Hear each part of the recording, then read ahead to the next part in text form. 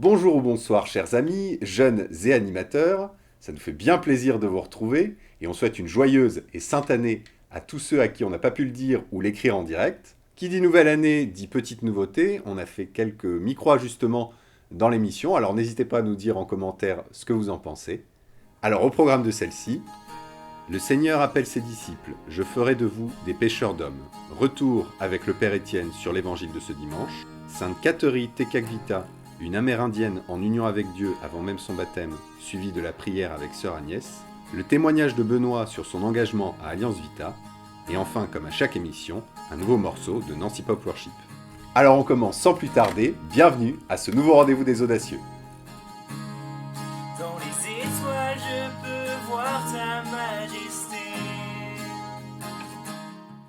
Jésus dit à Simon et André, « Venez à ma suite, je vous ferai devenir pêcheurs d'hommes. » Vous reconnaissez peut-être l'évangile de dimanche dernier.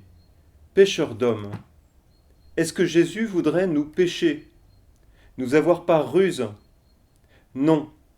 Jésus ne veut pas nous piéger, nous forcer, nous attraper. Les conversions forcées ont toujours été condamnées dans l'Église.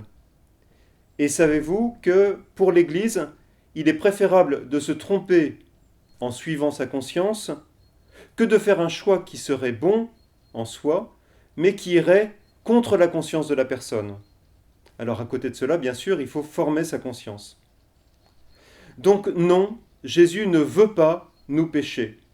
Il nous rêve libres, le contraire du filet qui capture. C'est donc d'un autre type de pêche que Jésus parle. Être un pêcheur d'hommes, selon Jésus, c'est attirer par la bonté. Être un pêcheur d'hommes, c'est faire entrer dans le monde de Dieu où les réalités sont belles parce qu'elles sont vraies. Être un pêcheur d'hommes, c'est avoir un cœur large où chacun se sent considéré. Venez à ma suite, je ferai de vous des pêcheurs d'hommes. Cette phrase s'adresse à nous, elle s'adresse à tous les missionnaires de l'Église.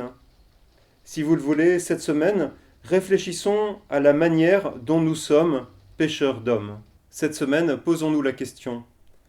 Lorsque je parle de Jésus, ai-je le désir de faire croire l'autre ou au contraire, est-ce que la qualité de mon écoute, de ma parole, donnera envie à l'autre de suivre Jésus?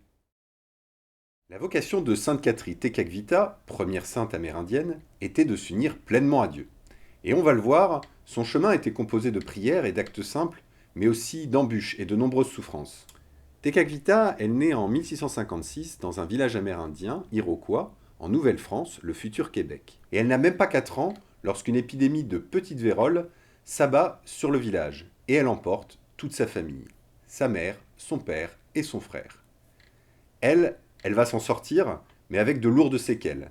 Sa vue va être considérablement affaiblie, et elle va avoir ce qu'on appelle le visage grêlé, c'est-à-dire couvert de pustules. Pas vraiment le meilleur départ dans la vie pour un enfant. Elle va être recueillie par ses oncles et ses tantes, et éduquée comme n'importe quelle petite fille indienne, mais elle va se faire remarquer par les longs moments qu'elle passe seule en forêt. Des temps où elle va reprendre des chants et des prières que sa maman, qui était on va dire secrètement catholique, lui avait appris. Et elle prie aussi le grand esprit dont sa mère lui avait parlé pour évoquer la présence du Père Céleste. Mystérieusement, et alors qu'elle est même pas baptisée, elle va développer une relation très profonde à Dieu. C'est vraiment un des passages de sa vie qui m'attire et qui m'intrigue le plus, sans doute parce que je m'imagine qu'elle a dû vivre vraiment une expérience très intense au fond de son âme, sans pouvoir mettre beaucoup de mots dessus. Je me dis que parfois, moi, je cherche un peu trop à expliquer, comprendre, rationaliser ma relation avec Dieu, au lieu de vivre simplement des moments avec lui. Mais revenons à notre petite sainte, grâce à la présence de Père Jésuite qui s'installe au village, elle va quand même pouvoir mettre quelques mots sur le désir qui brûle le fond de son cœur, celui d'être baptisée pour s'unir au Christ. Mais son oncle refuse qu'elle reçoive le sacrement. Sa famille, elle cherchait plutôt à la marier, comme c'était de coutume pour absolument toutes les filles du village. Mais Tekakwitha, elle va refuser, et ça va lui valoir des moqueries, des calomnies. On va lui faire accomplir les travaux physiques les plus durs pour la faire revenir, entre guillemets, à la raison. Grâce à Dieu, elle rencontre le père de Lamberville, un autre missionnaire jésuite, quelques années plus tard, et elle va lui confier son désir d'être baptisée, malgré sa pleine conscience du rejet et des persécutions qui l'attendent. Vous l'imaginez, et on le comprend très bien, le père va vraiment être touché par la foi ardente de cette jeune fille, qui n'a alors que 17 ans. Après 3 ans de catéchuménat, en 1676, Catherine reçoit enfin le baptême. Le père Lamberville lui donne pour patronne Sainte Catherine de Sienne, d'où son nouveau prénom, Catherine.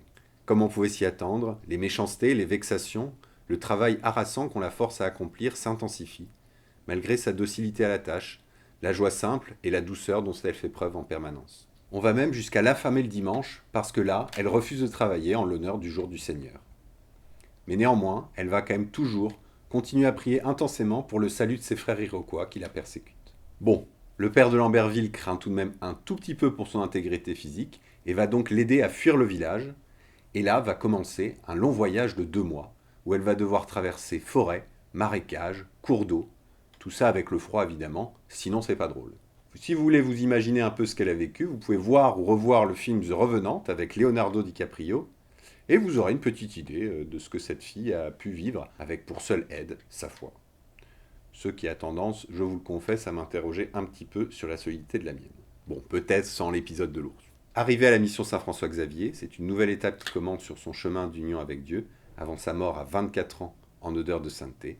Mais c'est un épisode que nous retracerons lors du prochain rendez-vous des audacieux. Alors place maintenant à la prière avec sœur Agnès. Bonjour à tous. Aujourd'hui, nous allons prier avec les jeunes de l'aumônerie de nos 2 paroisses, de Sainte-Marie en Pays du Sel et de Saint-Dominique. Au nom du Père et du Fils et du Saint-Esprit. Amen. Dieu notre Père, c'est toi qui as permis à Catherine, jeune amérindienne et orpheline, de te connaître depuis sa jeune enfance. Sa vocation est d'être pleinement unie à toi, son Dieu. Alors qu'elle ne connaît pas encore le baptême, tu es présent dans le cœur de cette fillette. Dans le silence de la forêt, elle aime te retrouver grâce aux grands esprits et prier sans cesse. Les Iroquois eux-mêmes sont bien en peine de la comprendre. Nous te remercions de nous avoir donné cette jeune fille comme modèle de vie simple et plus tard d'une vie chrétienne ancrée dans le Christ. Chaque jour, dans la nature, elle a reconnu un reflet de ta grandeur et de ta beauté.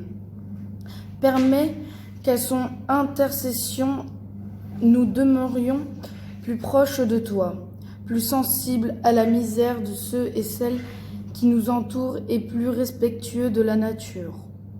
Avec elle, nous cherchons à apprendre ce qui t'est agréable et à la faire et à la chercher dans la nature et autour de nous. Amen. Au nom du Père et du Fils et du Saint-Esprit. Amen.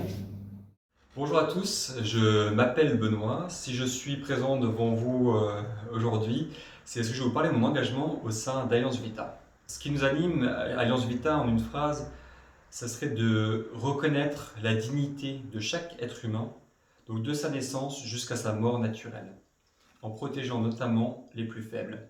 Donc, quand on pense aux plus faibles, c'est le cas de personnes qui portent un handicap, c'est le cas de personnes âgées, c'est le cas des embryons, ça peut être le cas de femmes, etc., etc. Alors je suis responsable d'équipe où j'anime mensuellement des réunions où l'on se forme sur la philosophie, sur les techniques scientifiques, dans le but de comprendre et de décrypter des actualités bioéthiques et si nécessaire de sensibiliser les responsables politiques et l'opinion publique en cas de dérive. Enfin, un point qui est très important, c'est la rencontre et l'accueil des personnes les plus faibles. D'ailleurs, Jésus nous dit dans Matthieu, « Ce que vous avez fait au plus faible d'entre les miens, c'est-à-dire au plus petit et au plus faible d'entre les miens, c'est à moi que vous l'avez fait. J'avais soif, vous m'avez donné à boire. J'étais malade, vous êtes venu me voir. » Ce qui est important, là, le Christ nous dit, c'est de rendre la dignité à chaque être humain.